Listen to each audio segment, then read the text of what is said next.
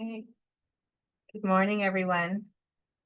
We're just letting everyone in from the weight room and then we'll be able to get started.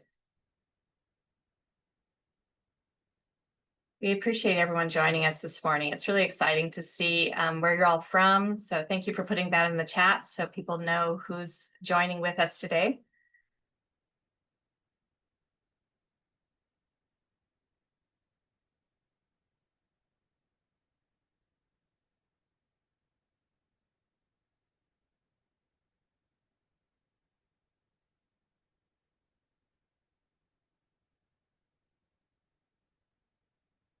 And I'm seeing Maui, Pupukea, Arizona, Hilo, Sacramento, Koloa, Kona, Kaka'ako. Oh, it's so exciting to see so many people joining from across the Pai'aina.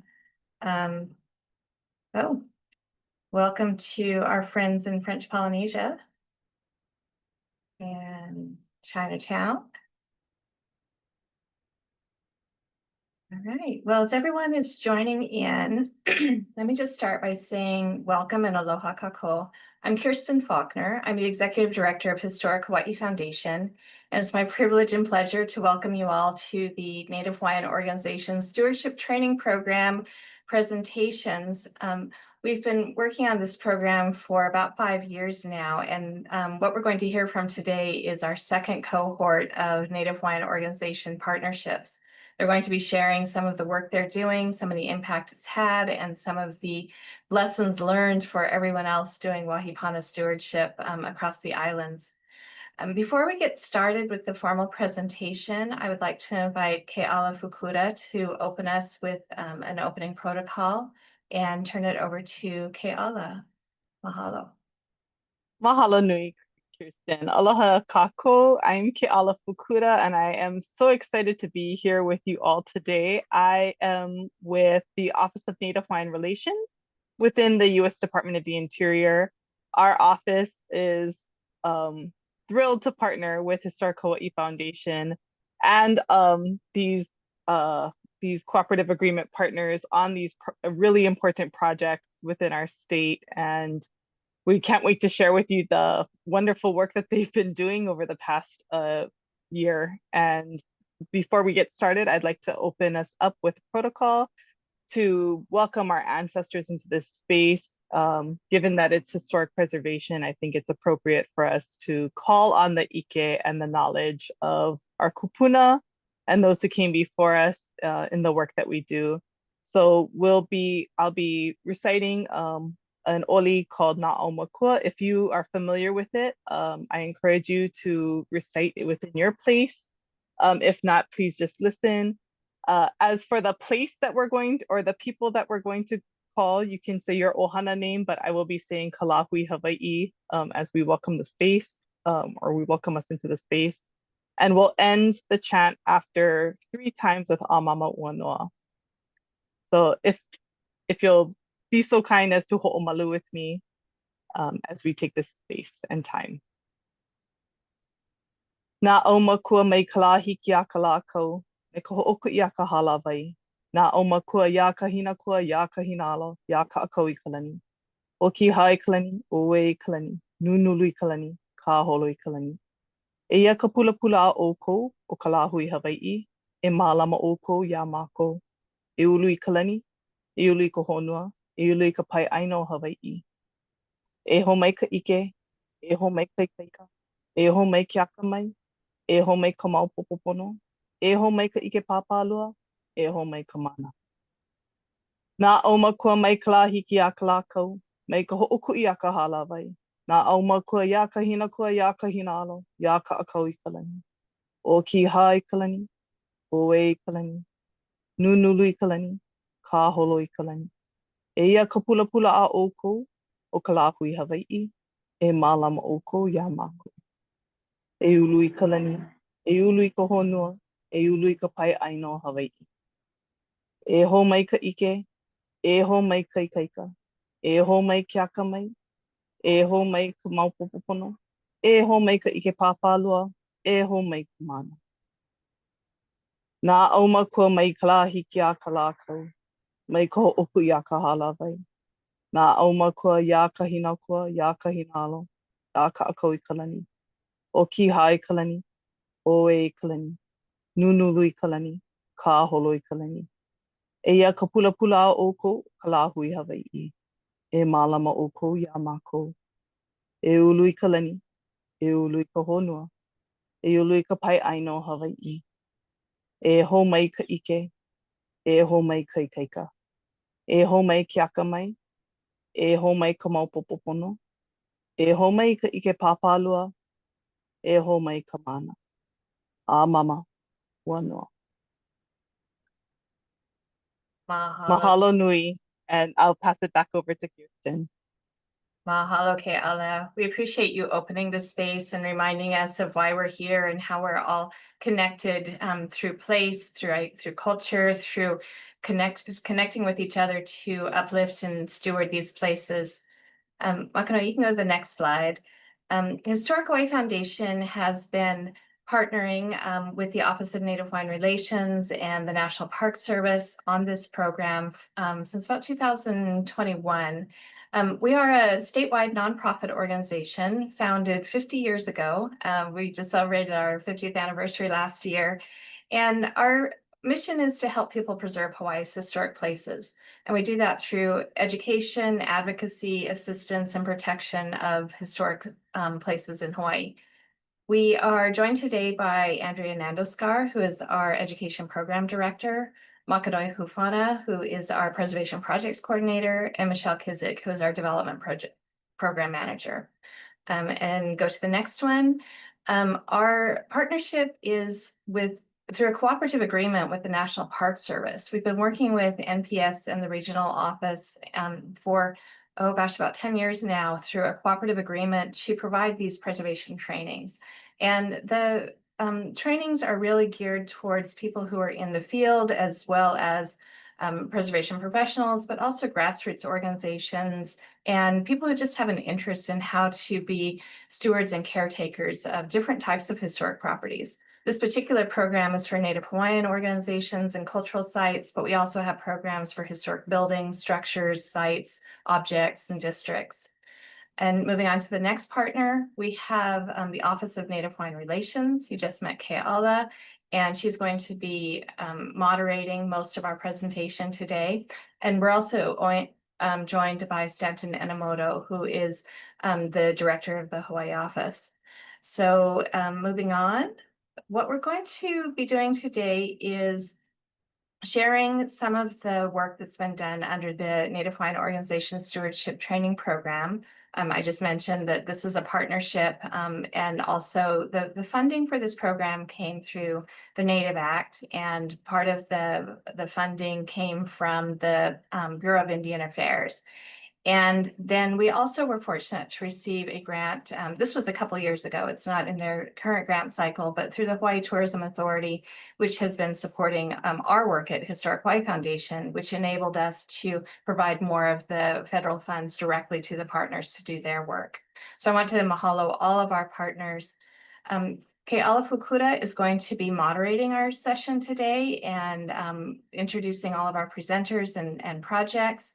We're going to hear first from Mia Akau Leclerc, who's with the Kohala Center on the Big Island of Hawaii.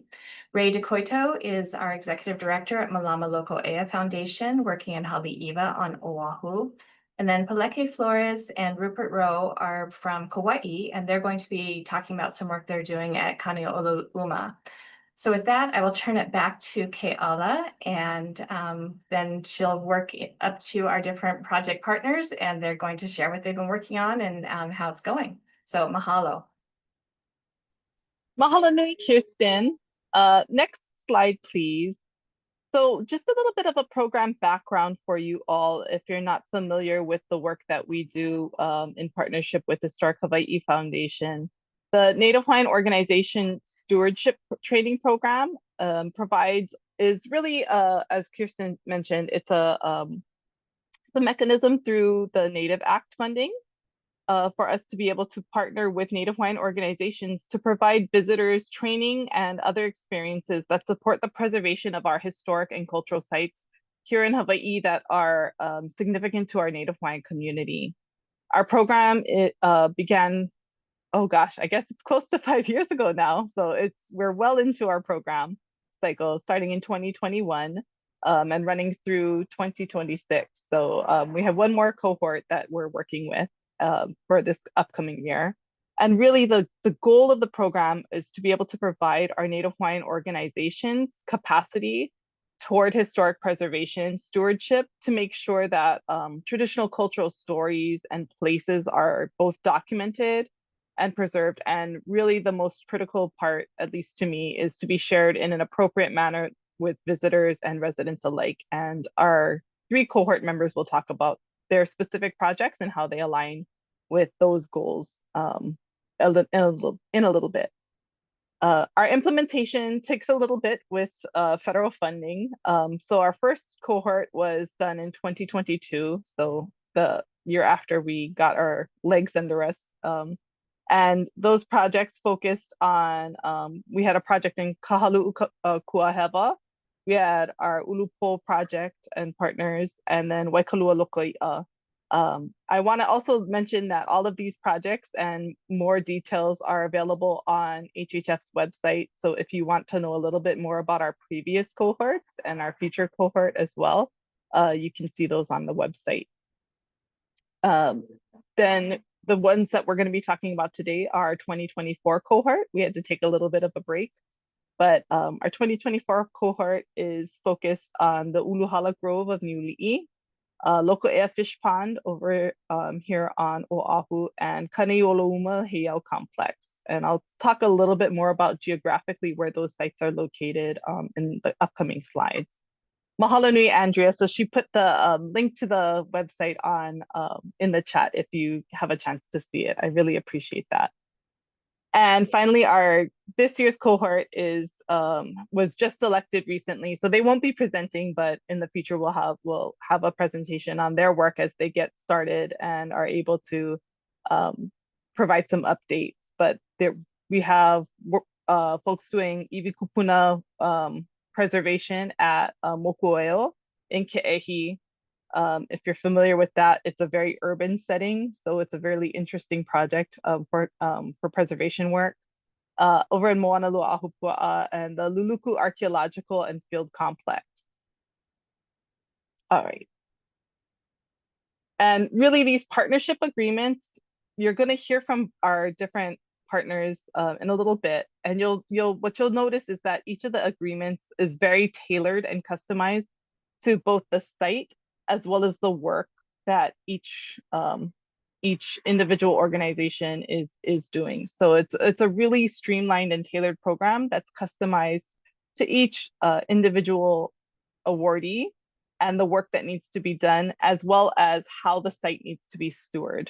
So the goal of the program, there might be presentation work that's done, or it might be hands-on preservation tasks.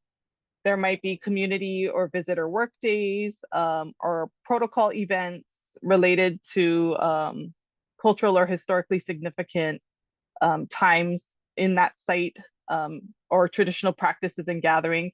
It really depends on the site and what's appropriate for the site. And I'm really excited for our presenters later on to be able to share with you some of the work that they've done. All right, next slide, please. So in our first cohort, you'll see we had projects that were on 2 of our islands. We had our projects over from Pacific American Foundation at Waikalua Lokoi'a, and that's over on, both projects were actually on the windward side. It just happened that way. But one was a fish pond site, which it's a little hard to tell on the map, but that is very coastal. And then Kouluakalana's stewardship project of Ulupo Heiau, which is a little more mocha, also on the windward side of Oahu. And then we also had a project over on Hawaii Island done by Huliawa Pa'a at Kahalu'u Kuaheba. All right, next slide. And the cohort that we're going to have speak and share with you today, our second cohort has projects on Kauaʻi, Oahu, and Hawaii Island. So kind of across our pai'aina, really. Kāneiolouma over on Kauaʻi is going to share their project site is in a very old complex and in a slightly urban setting. It's very interesting. I'm really excited for you to see the maps that they're going to share with you. Mālama Lokoʻea Foundation and Lokoʻea Fish Pond, which is over in Haleiwa on the north shore of Oahu, and the Uluhala over in Kapa'au for the Kohala Centers over on the northern tip of Mokuokeawe, Hawaii Island. Next slide, please. All right. Just a little bit of a lead up to our very first presenter, to Mia, just talking a little bit about their project. The project that Kohala Center stewarded for us was to conduct some introductory workshops over in the Uluhala of Niuli'i. So if you're not familiar, Uluhala is our word for hala grove, which hala is a pandanus plant. It is a traditionally used plant here in Hawaii for a lot of different uses, but primarily baskets, mats, netting, those kinds of things. But there is a very old hala grove up in Niuli'i that is culturally significant to that place. They conducted 4 introductory Hawaiian stewardship experiences for participants. They did community work days, as well as monthly meetings. So these were the activities that were appropriate for the site and for the community. And Mia will share a little bit more about that in detail, as well as conducting stewardship practices to protect and preserve the hala themselves. All right, next slide, please.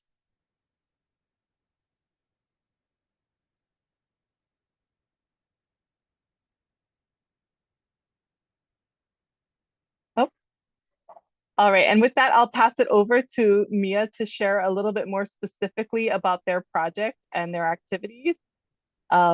And without any further ado, Mia, you have the floor. Oh, mahalo nui and aloha kako. First off, I wanted to mahalo Historic Kauaʻi Foundation and our federal partners for your support and for bringing together our group of organizations to share and learn from one another today. As they shared, my name is Mia. I was born and raised in Pu'ukapu, Waimea in the moko of Kohala on Hawaii Island. And today I'm going to share a little bit about our stewardship training project entitled Hui Hoʻaina o Niuli'i. Next slide. I'm here on behalf of the Kohala Center, and we are an Aina and community-based nonprofit founded in the year 2000. So we've been around for about 25 years now. We consider ourselves a community of practitioners that work together to strengthen our relationships with Aina. And Aina is all who feed, including land. Our mission is to hanai pilina, or to respectfully engage with Hawaii. And our vision is a state of pono, or overall wellness and balance. And that's revealed to us by our Aina relatives, our waters, our forests, our food, and our soil. So essentially, Aina is our guide, our kumu, or our teacher, telling us what they need and how to engage respectfully with them. Our overall goal is to provision Kohala and beyond with food and resources by returning to Aina and ancestral knowledge as daily practice. Next slide. The Kohala Center works across 1,400 acres of Aina, including our water generating cloud forests, our traditional food and field systems, our ancient coastal villages, and then our nearshore coral reef ecosystems. These are some of the Inoa Aina of the Wahi, the places that we work in. But we really look to, the Moku, the district of Kohala as our center. As Hawaii's oldest mountain, our Heiau, our eldest sibling, Kohala remains our kūpuna with wisdom to be transmitted to generations so that we can thrive. Next slide. So just a little intro to Niuli'i herself. Our stewardship training project was located in Niuli'i, North Kohala. In 2016, the Kohala Center was gifted 50 acres of Aina here with the hope that it could be cared for the benefit of the Kohala community.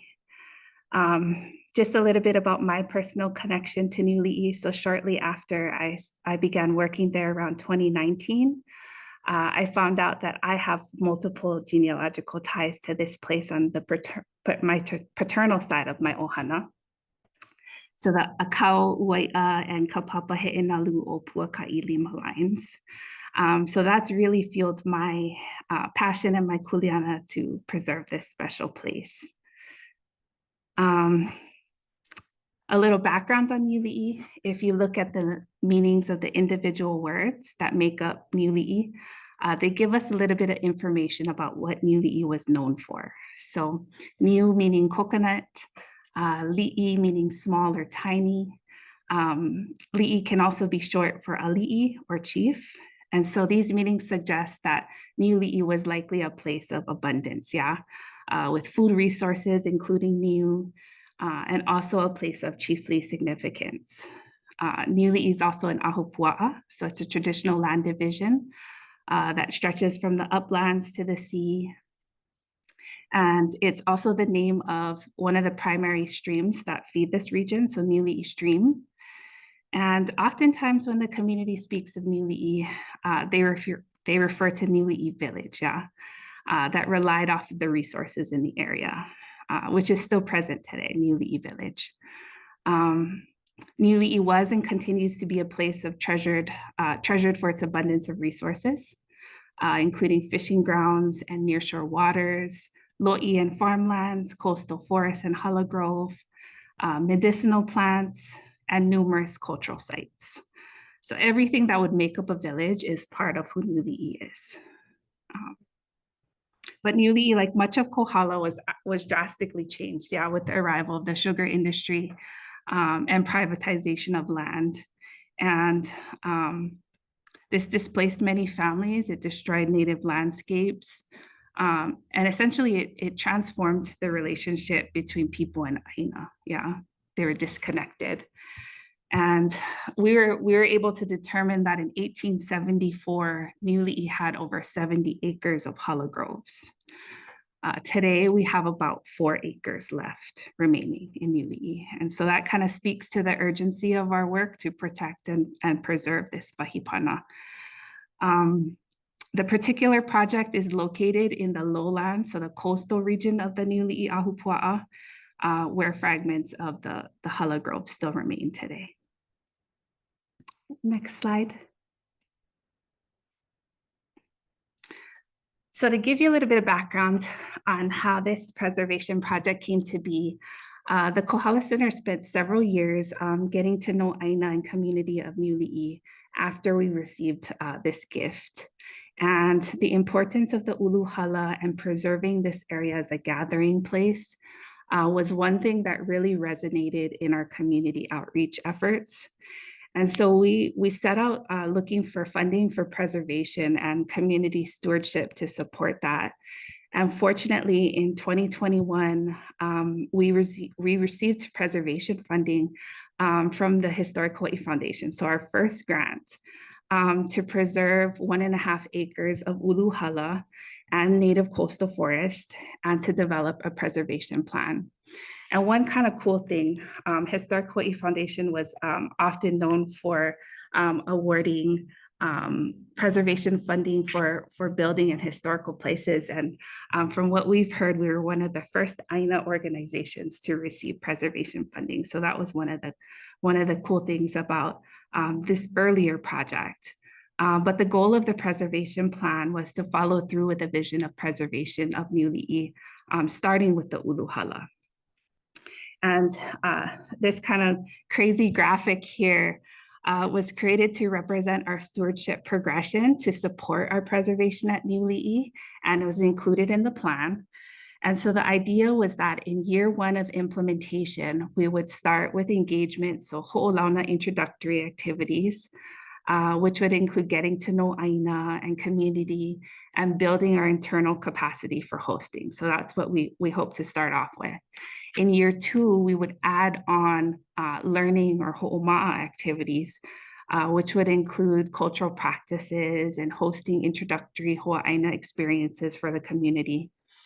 In year 4, we plan to add on working or ho'opa'a activities, where we would begin to hold workshops and work days for continuing learners to start to build skills. Yeah. And then finally in year 6, the plan was to add on sustaining or ho'omau activities, where we would start to train our next generation of stewardship guides or leaders. And so the goal of this model is that in time, we would be able to offer the full progression of community engagement opportunities. And the key is that the opportunities never end. Yeah, the engage, learn, work, sustain will continue indefinitely, because we all know that preservation and care for Aina never ends. Yeah. And we also wanted to make sure that we have different modes of entry for people at different levels of readiness, you know, an on-ramp so they can enter the pipeline. So we have the full spectrum of opportunities available. And so this is one of the foundational elements of our preservation plan that continues to guide our work today with this current project that I'm going to get into. So next slide.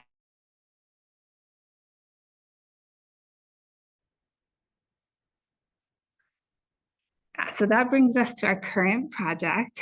And so since 2021, since we got that original grant, we worked steadily to implement the first 2 stages of our learning progression. So the engaging and learning at Niuli'i by building our internal capacity and hosting introductory experiences. We recently began receiving a bunch of requests from folks to volunteer more often. And so we decided that we were ready to move into the 3rd working stage of our stewardship progression ho'opa'a. Yeah.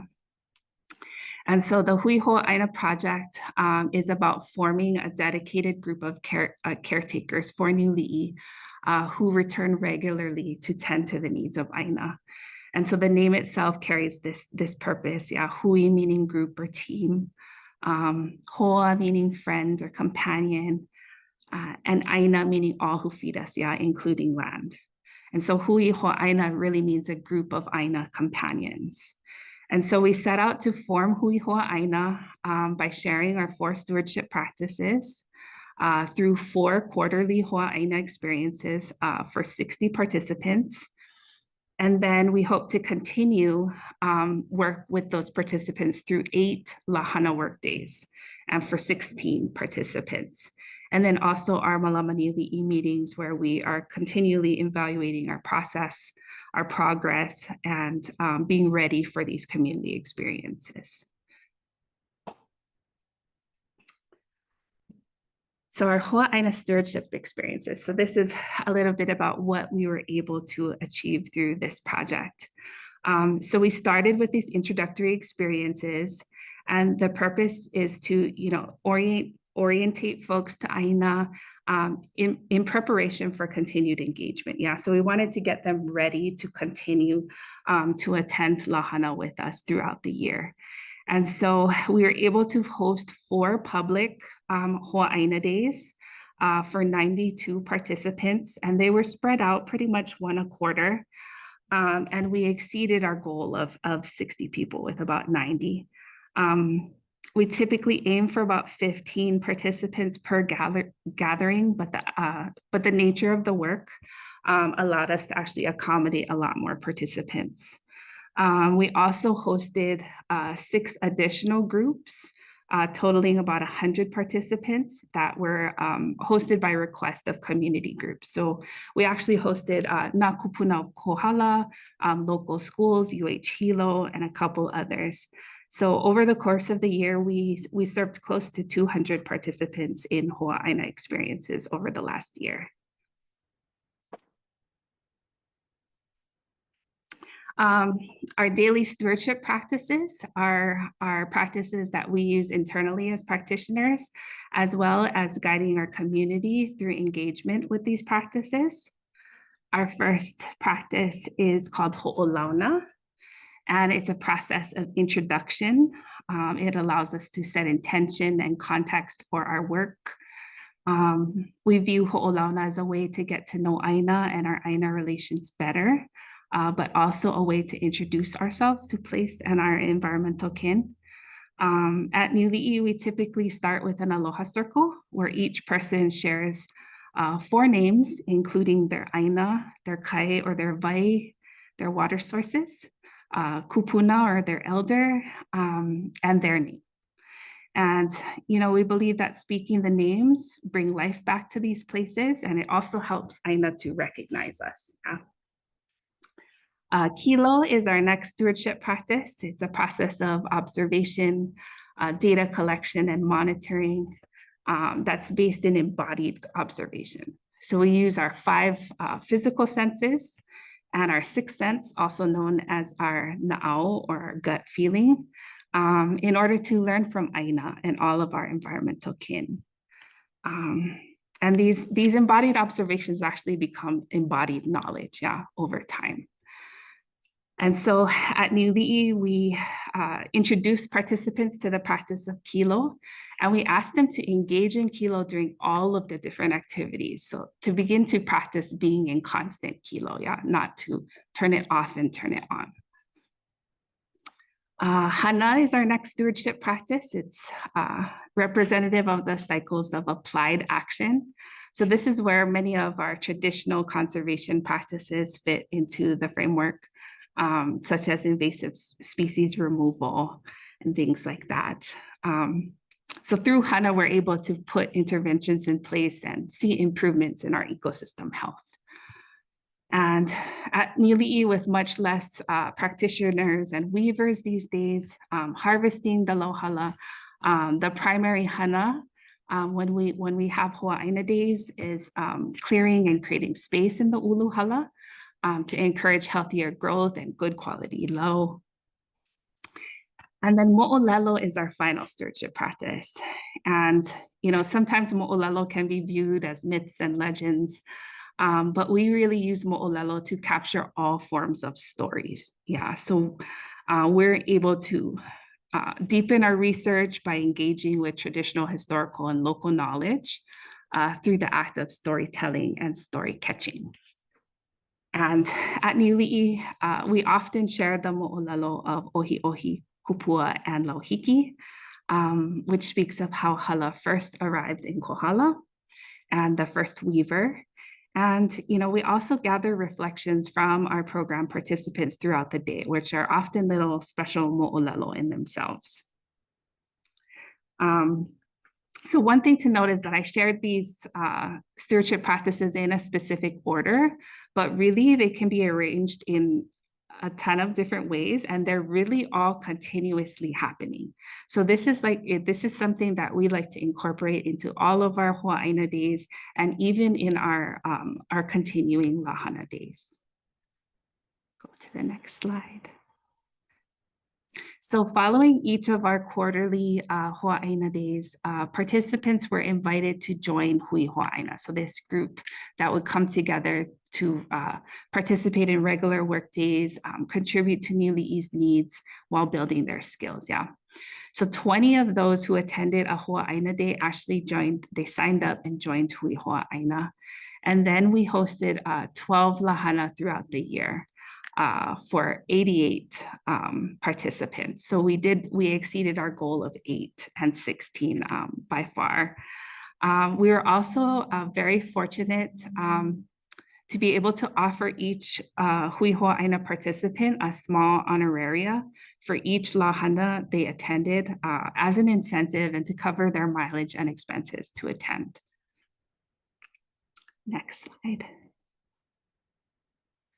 And then we were successful in conducting all of our monthly meetings, and this was really pivotal in achieving all of these hostings throughout the day. It provided an opportunity for us to plan, design, reflect, adapt to all of our experiences. So while it might seem like a small part of the overall project, it really enabled us to do all the Aina work that was needed. Next slide. So through our Hawaiiana experiences and our lahana throughout the year, we really saw significant strides for both Kanaka and Aina at Niuli'i. Our Hawaiiana became familiar and acquainted with names of Aina, plants, mele, and mo'olelo of Niuli'i.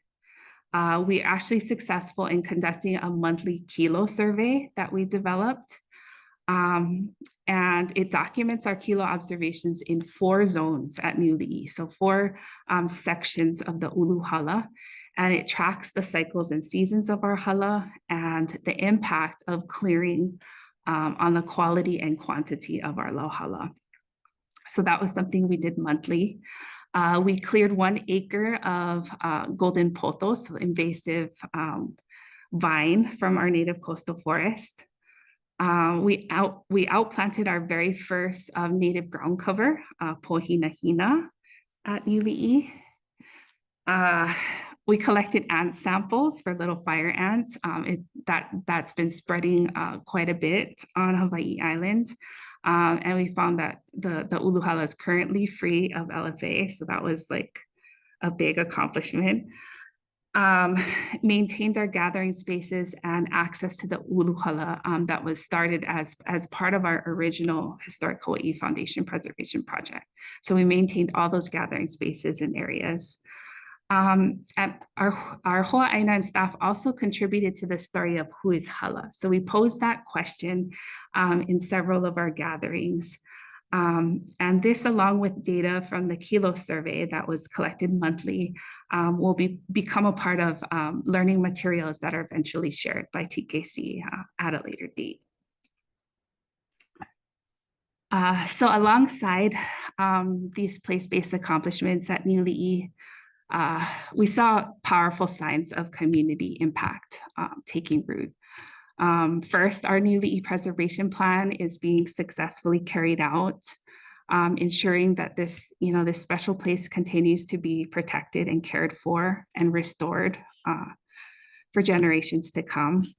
Second, we developed a model, a learning progression that we feel like could be replicated. This framework welcomes community members wherever they are, whether they're just beginning their journey or they're already seasoned practitioners. And it's a model that can now be carried to other parts of Kohala and beyond. Third, we're really witnessing a deepening connection to Niuli'i and Aina overall. We've had an amazing amount of attendance at our stewardship days.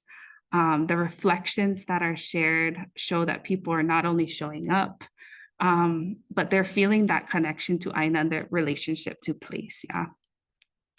And then finally, through many of the Kilo observations and reflections shared by our Hui Hoa Aina participants, we're seeing that shift in worldview, where kuleana, where responsibility is not an obligation, but it's a privilege. Yeah, it's a gift. And people are honored to be living in that relationship with Aina. And so we see this spreading really in our Hoa Aina days, where more and more people are coming with that feeling. And so together, these impacts remind us that we're not just restoring a place. Yeah, we're not just preserving a place. We're restoring relationship between Aina and Kanaka, so that Mālama Aina can continue forever.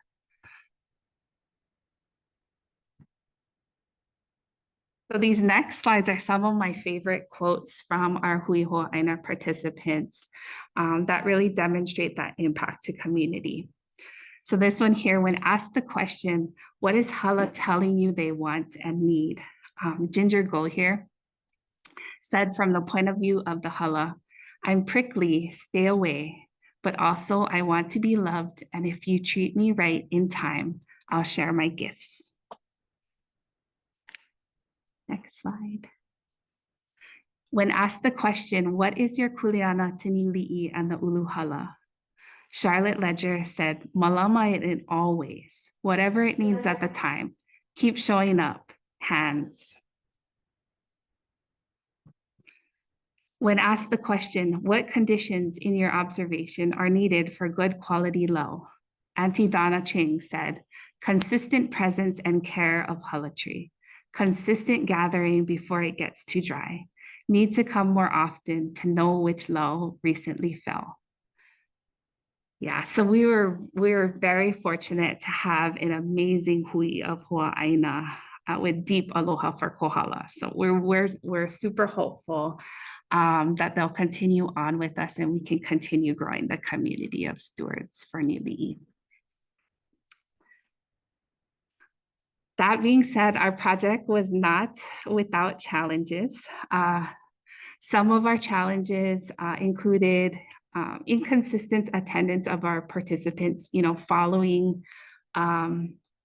the Hawaiiana Day experiences. So in our lahana, we had quite a bit of attendance at the front end, and then it kind of trickled further on in the year. We had difficulty recruiting immediate Kohala community. So I would say that more than half of our Hui Hawaiiana group were from outside of the moko of Kohala. And then I would say very few funding options to continue the work. So those are kind of some of the challenges that we saw or we see going forward. Some of our ideas for addressing some of these challenges are offering more weekend options and polling our Hawaiiana for their availability.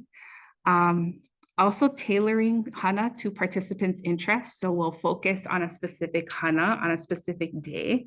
So folks can choose when they want to join us. And also allowing for independent visits, once our Hawaiiana are trained. So those are some of the ideas we had for, increasing consistent attendance.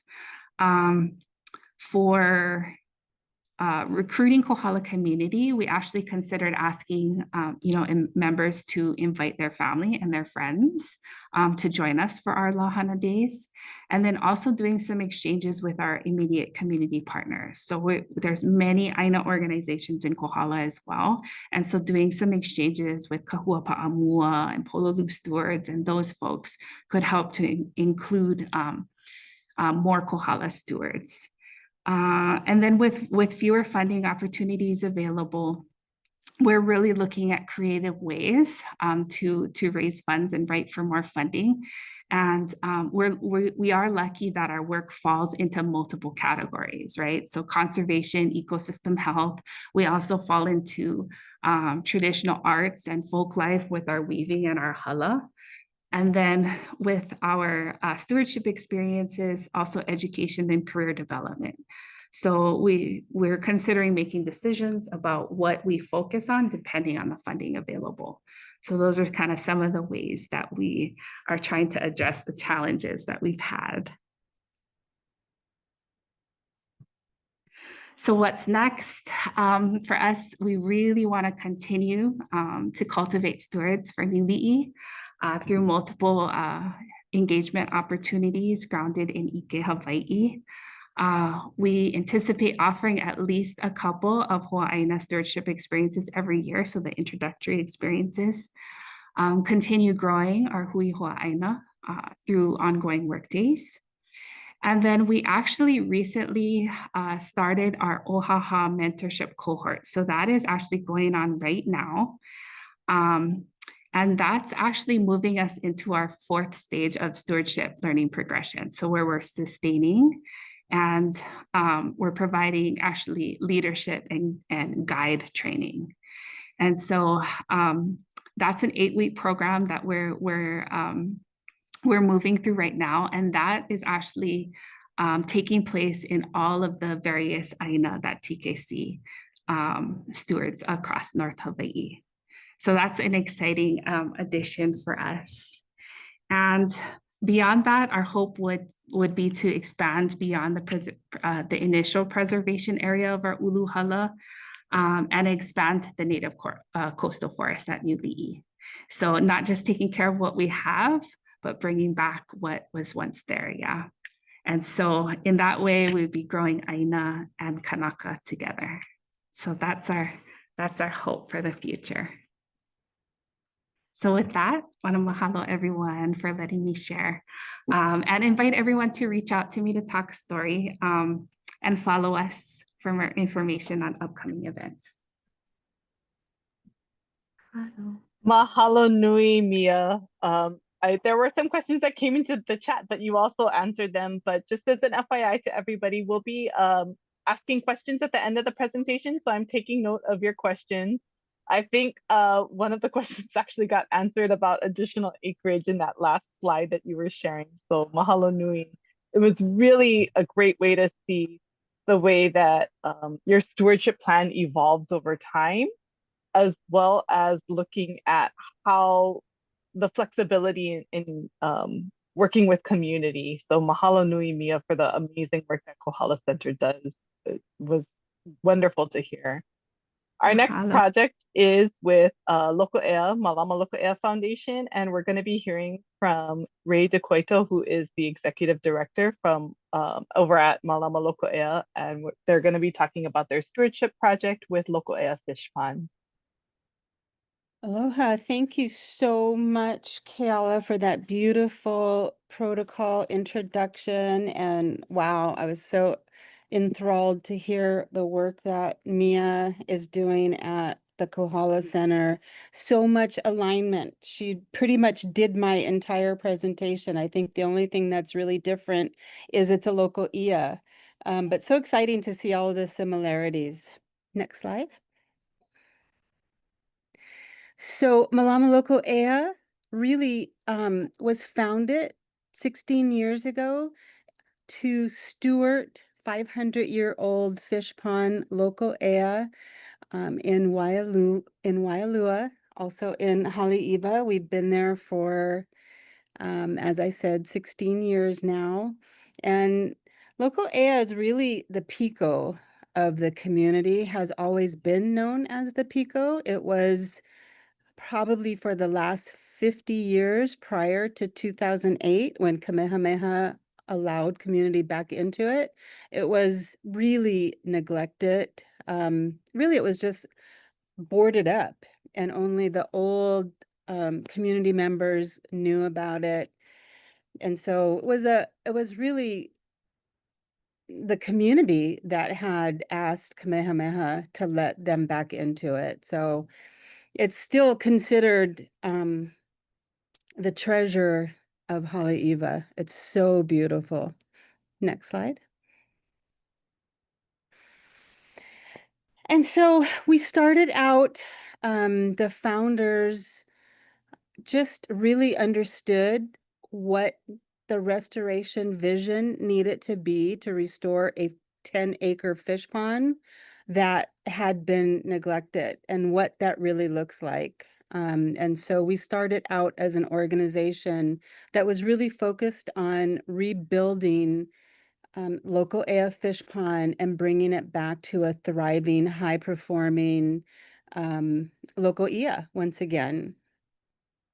The organization has flourished and expanded its vision beyond the preservation and restoration of this really important Wahipana to really understand the connection, the full connection of the Ahupua'a and the Mauka to Makai connection, rebuilding food security through the aquaculture is a major function, and providing, like I said, a PICO, a resilience hub for the community.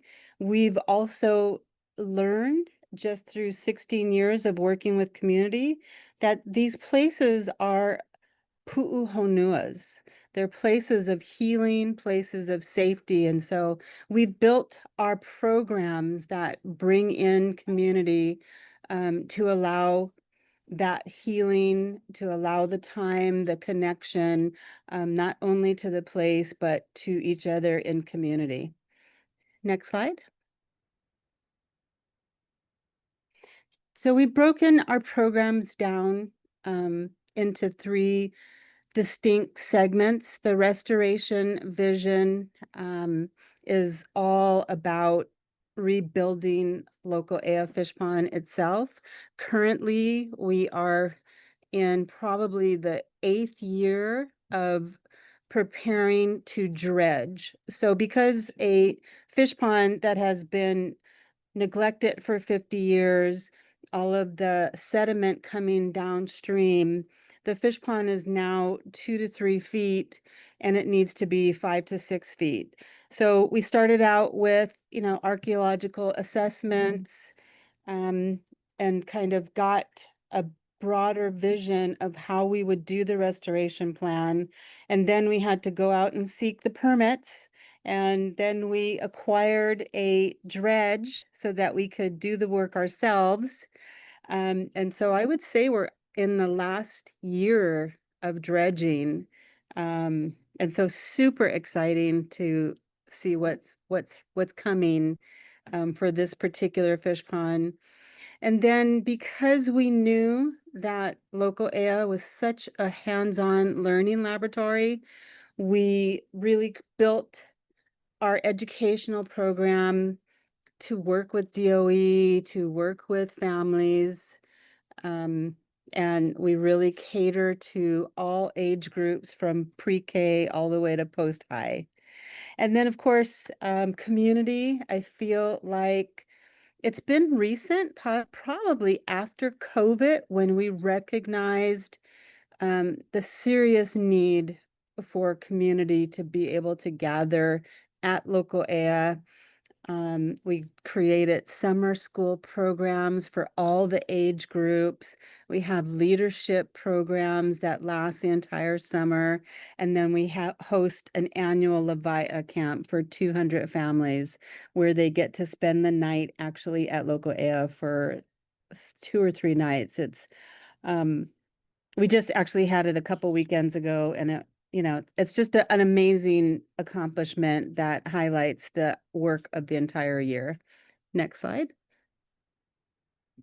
So because we've had so much time to work on local ʻea and we're nearing the restoration goals, we're now ready to take on a fish pond that's mauka of it, and we've commissioned and we're working with planners to help us figure out how to restore ʻukoʻa fish pond, which is 10 times the size of local ʻea. But we've always known, look, ʻukoʻa, as you can see, is mauka about 1.5 miles up, and it is our freshwater source. And so our plan really was, our work will never be done until both ʻukoʻa and local ʻea are connected once again. And there's a lot that will go into that vision, and we're just starting that planning process right now, but super exciting to be able again to say the word ʻukoʻa fish pond, and to have this vision and to start putting our mana into that intention. Next slide.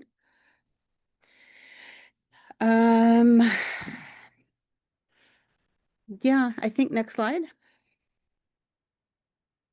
And again, this is not only, right? So these are the king's lands, right? The legacy lands, the real Wahi Pana.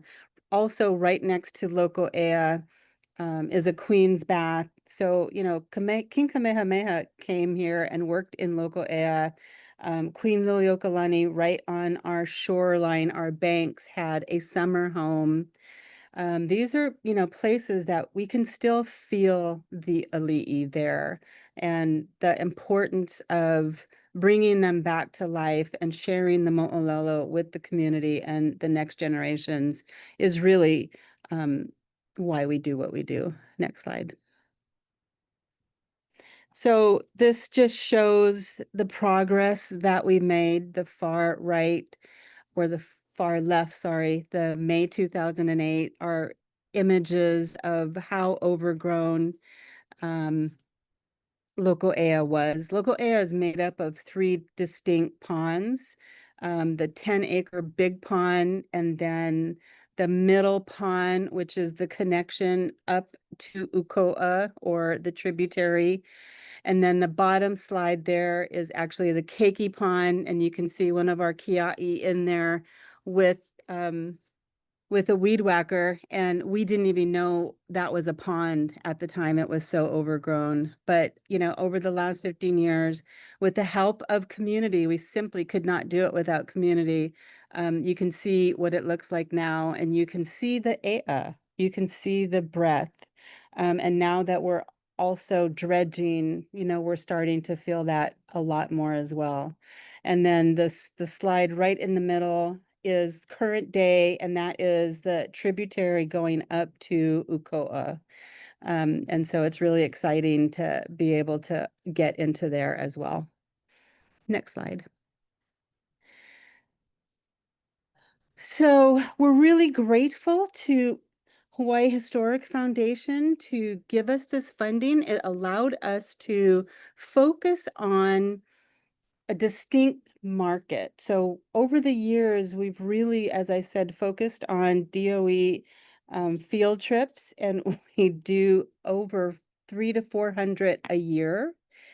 And we had realized that the Kaiapuni were not coming. So we had staff, we'd finally had built our staff where we had enough Olela Hawaii. And so we really wanted to be able to work specifically with the Kaiapuni schools and the classes and get them out.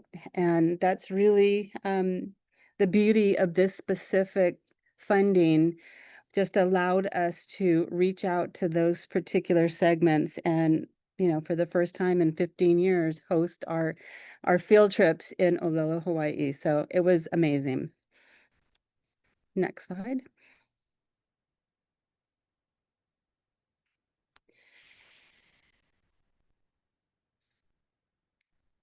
So again, just having these classes of various age groups come out and work with the kumu on different activities, which I'll get into a little bit more, but it really was, all of our events are about cultural restoration and connection to Aina, and then have to do Hana. It's just so important that they actually get wet, get dirty, and do something because they feel empowered and they feel that real connection. And that's really how we have learned is the best way to bring, especially Kanaka, they definitely, it touches their spirit. Next slide. So here's a list of all of the Kaiapuni that we were able to work with and have them come out. And it was just super successful. The kumu were super grateful. Hopefully they'll be able to continue to find other Vahipana that they can continue to work with, and hopefully they'll continue to come out to local ea specific. But I think, these immersion schools really struggle to pay for the buses and to pay for these extra curricular type of activities. And so we were really, really happy to be able to give them this opportunity. So yeah, we hit a wide range of all of the Kaiapuni schools, and you can see we really maximized the number of students that came out. Next slide. Again, we have so much curriculum because we really try to customize the field trips based on what the kumu are currently working on. So it becomes a real learning experience. So we also have a nursery where we are, growing pua, and we try and share all of the different activity that our kia'i are doing. Next slide. And this is just a beautiful slide of Nanakuli. Next slide.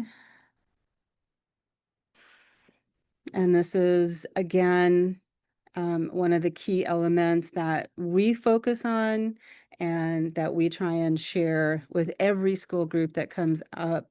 Again, the Ahupua'a system and how everything connects to each other. I mean, I think a local really understands that because everything upland comes downland right into our food source. And so we're very mindful of that. Next slide. And these are just more awesome photos of our team and working with some of the schools. Next slide. So again,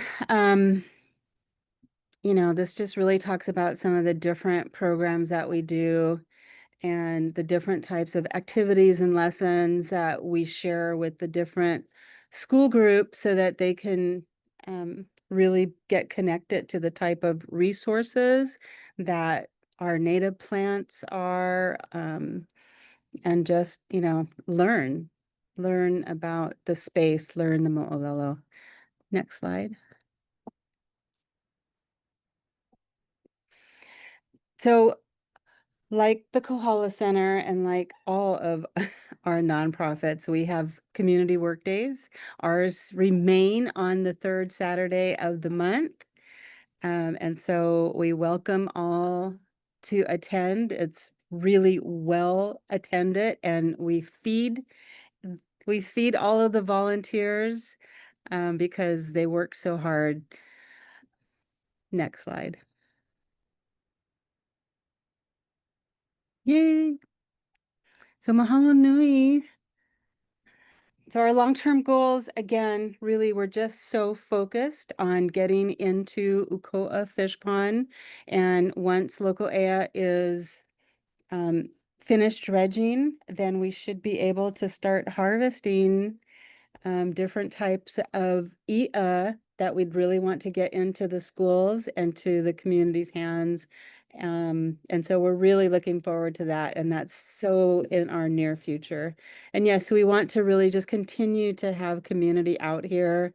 I don't think there was anything more impactful for me than when we had our Levi'a camp and all of the kids, all the keiki were just like running all over the place and just loving on Loko'ea. And she was loving back on them. And that really was the impact that we're looking for. So mahalo nui for giving us this opportunity to share the work that we're doing. Please, you know, follow us again on Instagram. Go to our website and sign up for a third community work day. It's absolutely good fun. Doesn't feel like work at all. Aloha. Mahalo nui, Ray. That was wonderful. And I think it was really a great continuation of what Mia was talking about, looking at how stewarding Aina not only brings community together, which I think Kāneiolouma is also going to be touching on as well, but looking at Aina in the way that it feeds us and nourishes us both in body, mind, and soul is really something that I take away from your presentation and from the work that you folks do over at Loko'ea. So mahalo nui for that. I'd like to turn our attention over to our next project over at Kāneiolouma Heiau Complex over on Kauaʻi. We're going to hear from Master Mason Peleke Flores and Anakala Rupert Rowe, President of Kāneiolouma Heiau Complex. So without further ado, Uncle Rupert, I give you the floor. Aloha. Okay, this is Kāneiolouma. We started off on this project in 1997 when I retired from the fire department. I had an opportunity as a young man meeting Henry Kekahuna. He's the only archaeologist that never went to college. And he has a vision and a mission that I followed his plan. And next slide. This is when we went to Pu'okala. It was to unify Hawaii as one. Kauaʻi was never part of Kamehameha. So when we went to the Big Island, we all became one. On this picture right here on the bottom is my talking chief, Kehau Ni Smith. The next person to him is Kaina Makua, who was Kamehameha in the Chiefs of War. Peleke Flores is at the end. He's my Mason. And this is our group. when we went to unite all of us as one. Next slide. This is Kāneiolouma complex. This arena is a makahiki arena. The top of the arena on the bottom faces direct north. And by doing this project, I started off with a problem that my partner, Billy Kauaʻi, got involved with the state, and the state wanted to punish them. So I asked Billy and the state to get together. I told Billy, if you touch the Heiau, you must ask permission from the kūpunas of the past, and they will open the door for your participation. So we did that. From that day to this day, we never had a problem. Next. This is Kāneiolouma right here, where the people are. That's the fish pond. We have taro patches, fish ponds. We have an arena. We have 23 ki'is that surround the arena. And as we go forward, we'll clean it and we'll open it up to the world. Next picture. This is our work crew. Each one of them has a different color shirt. We have the ole of the strength. What is above shall come down. What is below shall rise. The islands shall unite and the walls shall stand. The red shirt is the wall shall stand. Next slide. These are the students that come from all islands to Kāneiolouma. Our historian is Randy Whitman. These ki'is was carved by Kanani Kalakakui. And we do projects with the University of Stanford, Princeton, Yale. We had 7 of them here.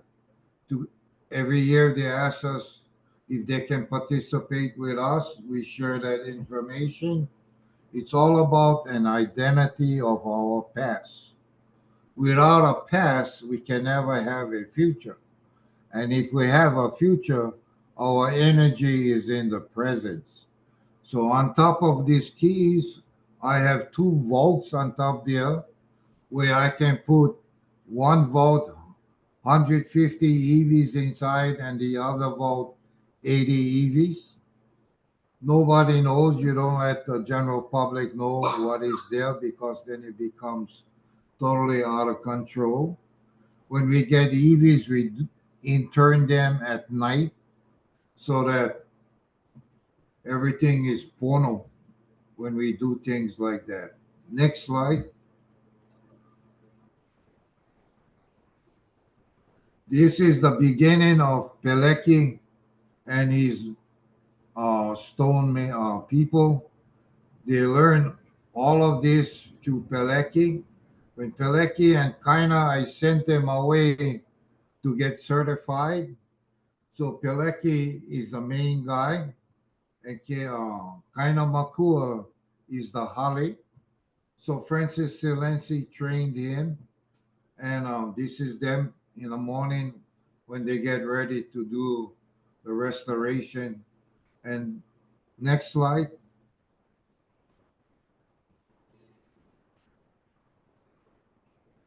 If you can play that thing, and then you guys can see what's going on.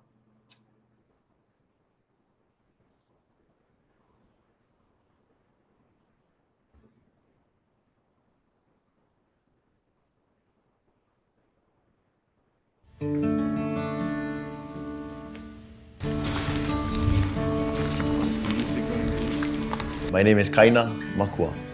Peleke Flores. Masons of Kāneiolouma. We dry stack stones without any type of cement, glue. Using gravity and certain techniques to keep the rocks locked together. Stone on stone. Yeah. One thing good for us is that we have a lot of history we can look at before, and archaeologists worked at whatever they saw within that time. We'll find the foundation stones. The first stones that was set is still in the line. And as we slowly restore, we back up and look, we can see different functions that will pop out. Excavate as least as possible and build upon what is already solid. This had taro patches and fish ponds connected with it. I believe we can bring it back to have it a functioning place, make it live again. Get the younger generations to see what we already see, educationally, culturally, spiritually, and inspire younger kids to do this kind of stuff and take pride in what Hawaii stands for. And not just this place, all our sites all over. If you look at it, it's like we're building one wall, but not on physical wall. We're stacking upon what our kūpuna already stacked. Because the next ones that come after us, they're going to stack and build that wall. It's going to be more maniful for the next generation. Yeah. And with the support of everybody else in the community, it's only going to get better.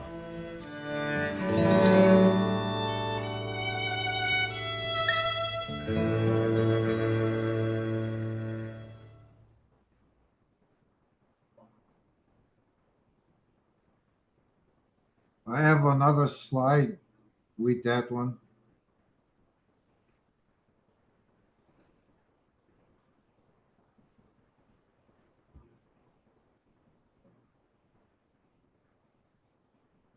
You guys get them?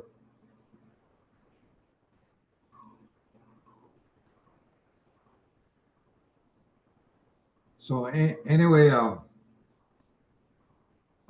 I see somebody else's name on top there. Just 1 minute, Uncle Rupert. I'm going to see if Makanoi guys have that as well. Oh, Okay. There we go.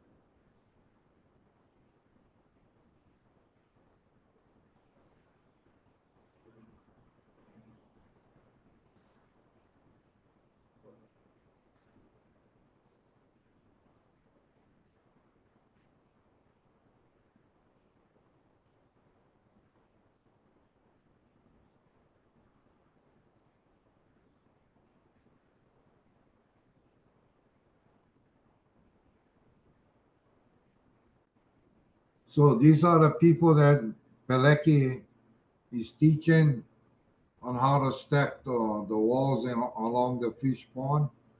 And then we'll move into the bigger role on restoring the Makahiki arena. And then we'll go forward from there. So this is the moment when they all started coming and learning all the chants and everything what they need to do culturally. So this is our shirt. The only color that is missing is green. And we're moving pretty good. We have people come from every island to come and learn how to stack the right way. And it's very interesting on watching that. I do not get involved with this because this is Peleki's project. My main role is to restore the whole site, and that so when I leave this world, we'll have a vision of the future of Kāneiolouma will affect all of Hawaii. So this is what they learn when they come here. So in just a matter of time, we'll go head on what we're doing down there.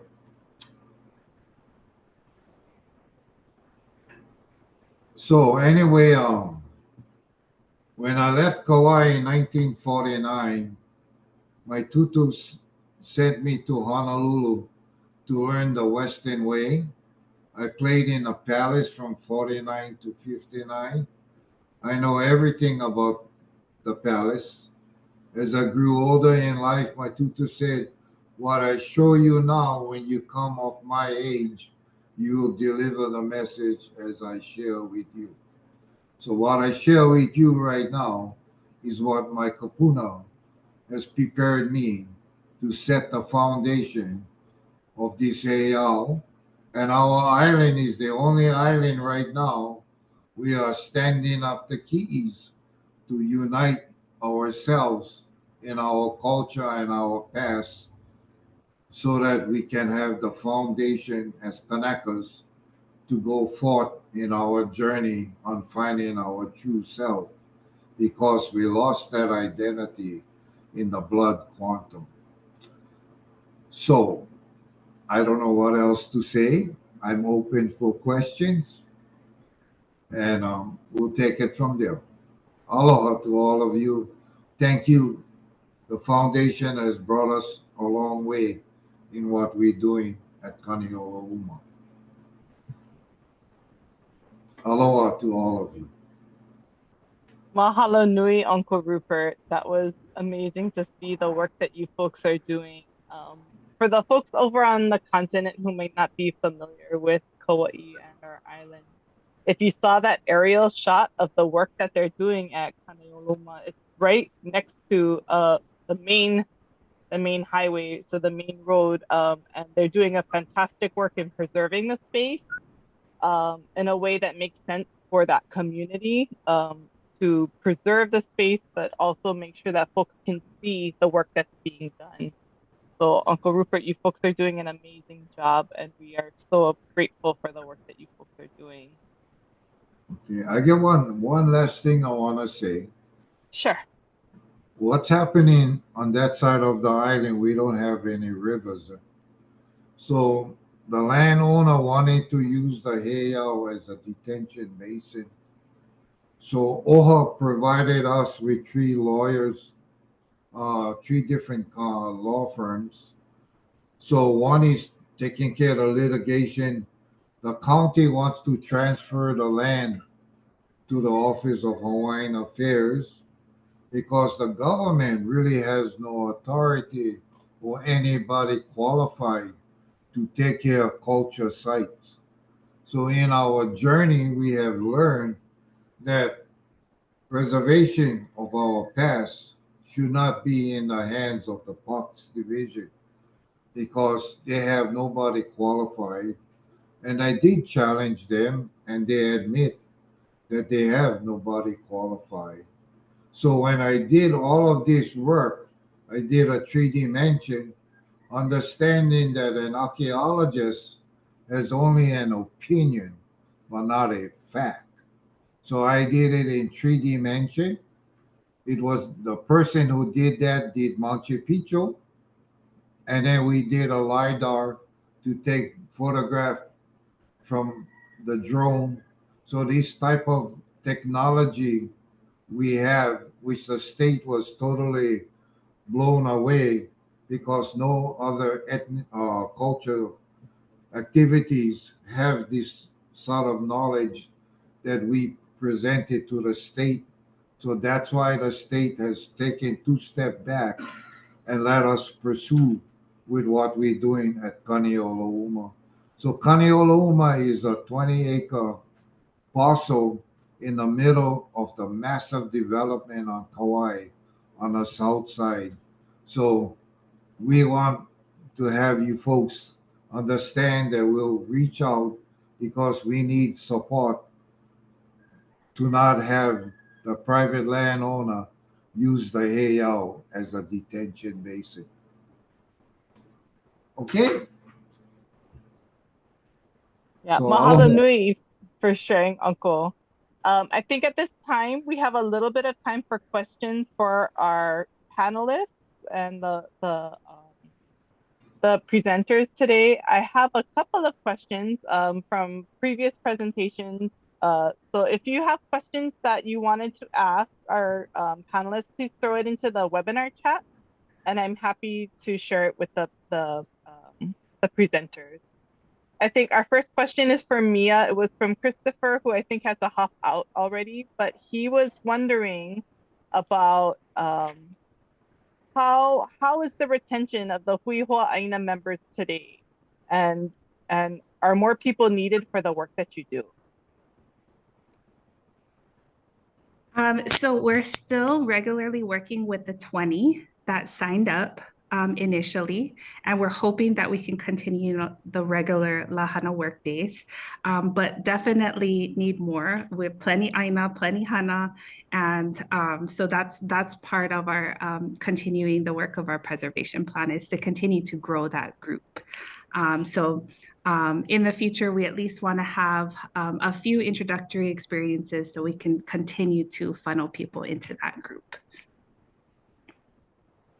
Oh, mahalo nui, Mia. I really appreciate that. And I think our community does as well.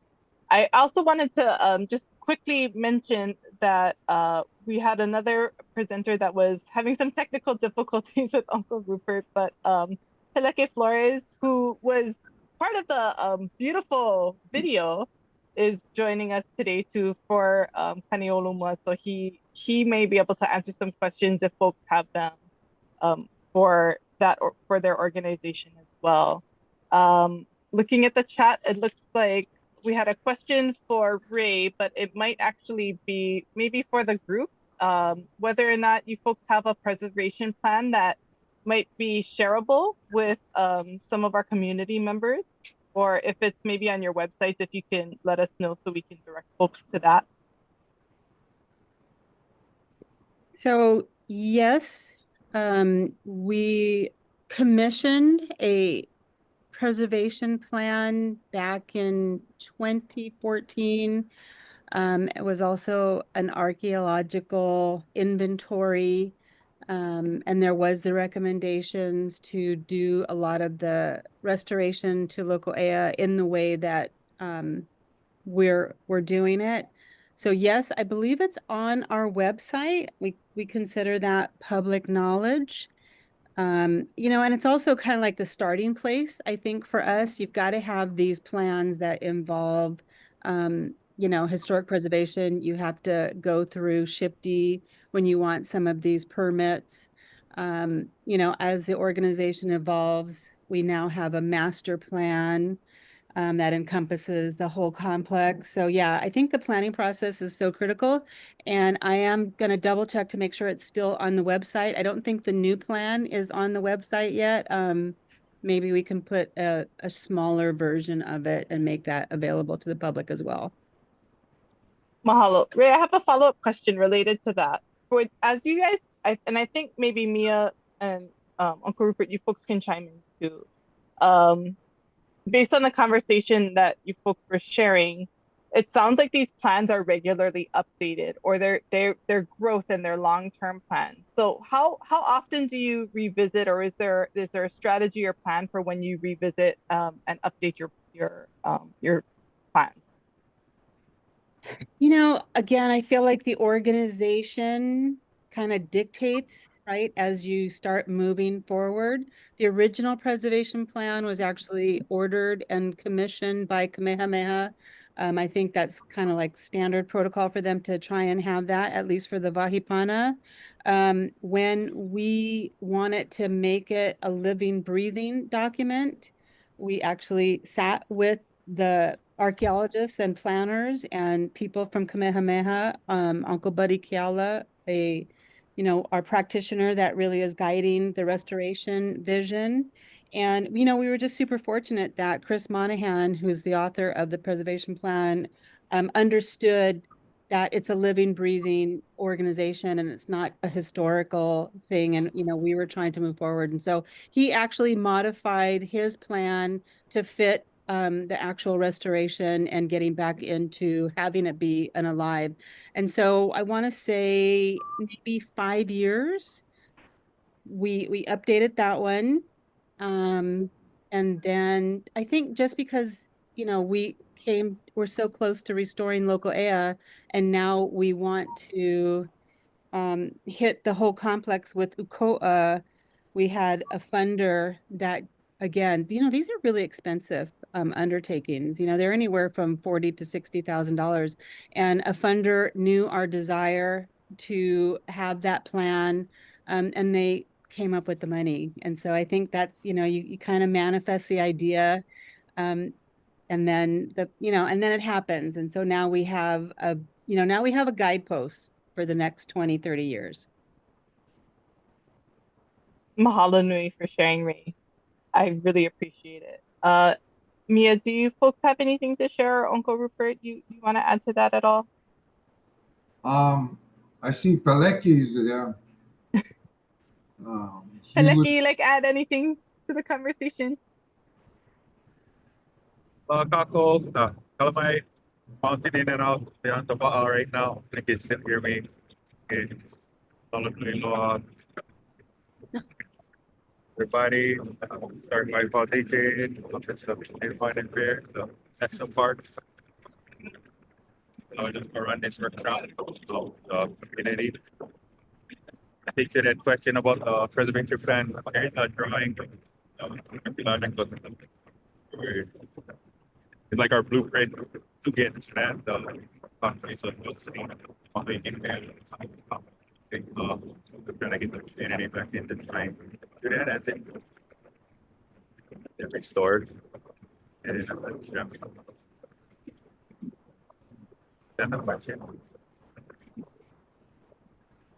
So anyway, Peleki is in Ololokai, and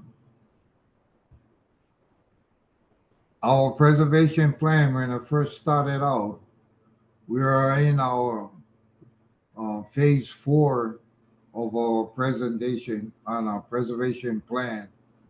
When you have a plan, you must have a vision and a mission to create a preservation plan so that everything falls into place in a time frame that you set. So right now, we've been, as a group, we started off in 97, but we really never entered the nonprofit scene until 2010. So in 2010, I have all my people under me. When you have a group, you must not have an I. Once you have a person that is an I, you will have the pilikia that you never thought existed within the framework as a nonprofit. So when I say this, I reach out to all of you. I know you run across people that are I's, but you cannot go forward because the I will hold you back. So you must be we can do the project and get the mission done on all of the work that each one of you do out there. That's what I have learned. I'm going to be 84 years old. So as time goes on, my journey on this Aina is limited. So Peleki will take the role as I take my journey and when that time comes. Aloha to all of you.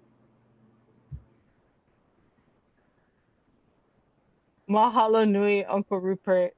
We just have a couple more minutes left, and I don't see too many more questions. So if you'll indulge me, I kind of just want to ask you folks one question. It's a kind of big one, but I hope you can maybe address it in the next couple minutes. Uncle Rupert, you mentioned that you're getting on in age, and the work that we do for historic preservation is long term. Mia mentioned it. It's something that we're looking at for generations and generations beyond us, right? We're building, like Peleki said, on foundations that are already existing and stones that are already there. And we're going to be stones one day too for our keiki to build on top of. But with that said, what is the vision and hope that you have for the next generation for your site? What is something that you really, really want for our keiki to be able to experience from your site?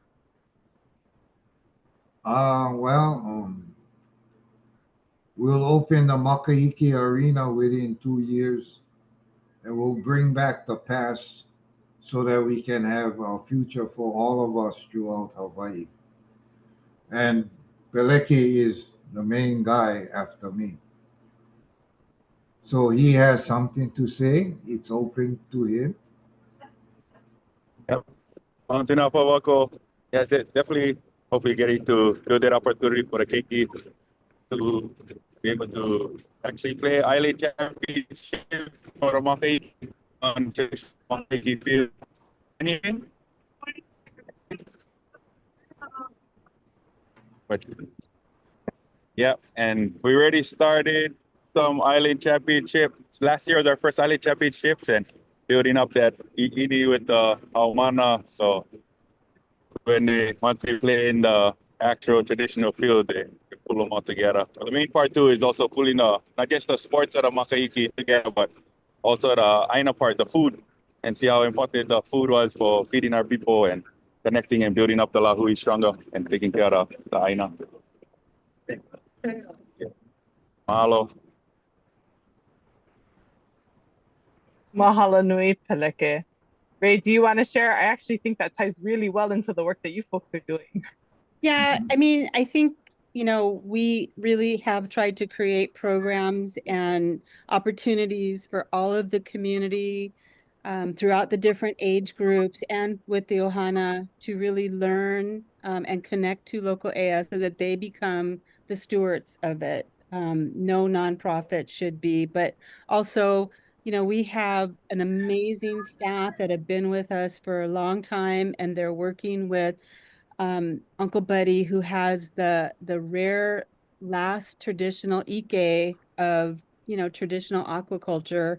And so I think building the future leadership to take care of this huge vision that we're undertaking is a really big part of our vision. But also I want to use the model of two Kanaka 20 years ago just had the courage to become the stewards of this place. And 20 years later, look at the vision. And we learned that there's still 200 fish ponds throughout the Pai'aina that have the opportunity, the availability to be restored. It's not so far gone that it can't be. And so we just want to encourage people that are called to do something like this, to start something and to see what it can turn into, because there's still a lot of Wahi Pana that need the aloha. Mahalo nui, Ray. Agreed. The work is so needed, and the sites are available for folks willing to put in the work. And Mia, last but certainly not least. A heated question. So I think, for me personally, and I feel like all the presenters on this call, it's become more than a job to us. Aina has become our ohana, it's our family. And I think my hope would be that, this next generation that we're training centers Aina as our guide, as our kumu, as our ohana. Yeah. Looks to Aina as a guide for the work going forward. And that we have some courageous leaders, to take the torch going forward. But yeah, I feel like we need everyone everywhere. So that's really the hope, to continue this work in all of our spaces. Mahalo. Mahalo nui, Mia. I agree, and you folks have done a wonderful job of showing, of giving examples and demonstrating how to bring leaders up through your projects and through community. And we are so grateful for the work that you do and your continued success in all of your projects. We're at time right now, but just for the folks on the call, we are so grateful for you being here in this space with us today. The presentation is going to be available to you folks afterwards. So if you weren't able to stay for the whole thing, or if you wanna come back and revisit the conversation, that will be made available to you as well. And so we're so grateful for you taking the time out of your day, learning with us, and hopefully you can take something back to your communities and share them and grow. So with that, mahalo nui, and we hope you have a wonderful day. Aloha. Mahalo to everyone. Aloha. Mahalo.